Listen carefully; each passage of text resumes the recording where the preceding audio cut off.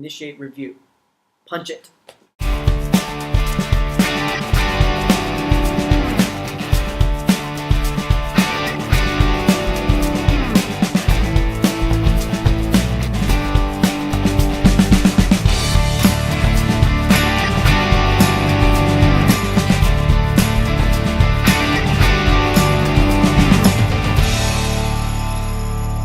So why am I not reviewing Star Trek Into Darkness?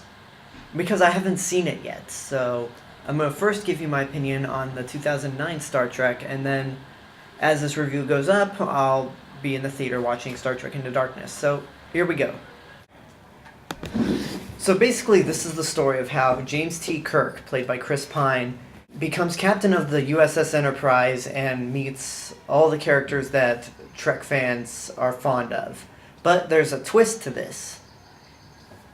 This movie opens up with Kirk's birth and the death of his dad, which did not happen in the original continuity.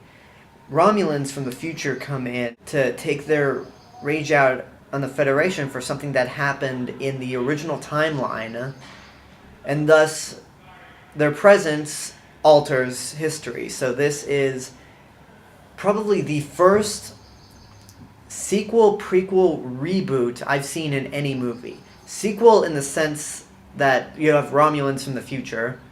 Prequel in the sense that it sets up everything Star Trek for the Enterprise.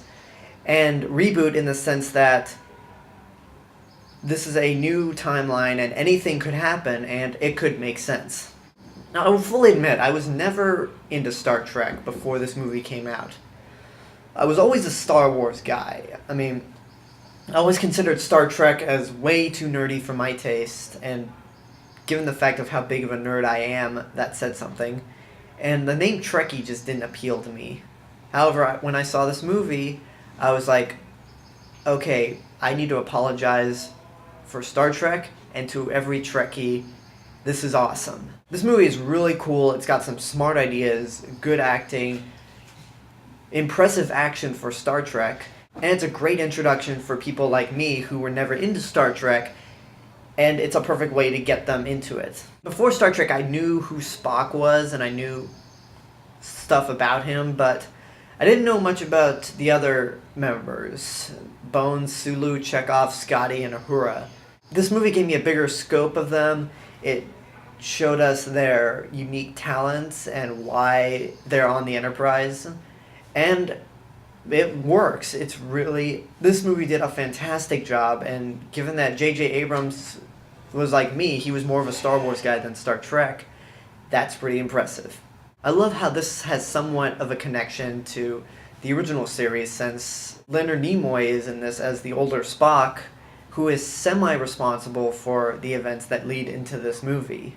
If I had one issue with the movie, though, I don't like the scene in which Kirk is a young kid and he drives that car off the cliff listening to Sabotage. I found it really pointless, and if you're trying to make Kirk be a rebel because his dad died, I think the bar scene where we're introduced to Uhura did a better job at that on its own than that car scene did. But it didn't ruin the movie, because this, once again, is a great introduction to new Star Trek fans like me. Because it takes place in the same continuity, it'll get new fans curious enough to go watch the original series, the original movies, and Next Generation. And yeah, my rating for it is, if you haven't seen it since Into Darkness is out now, get off your ass and go see it. It's really a great movie.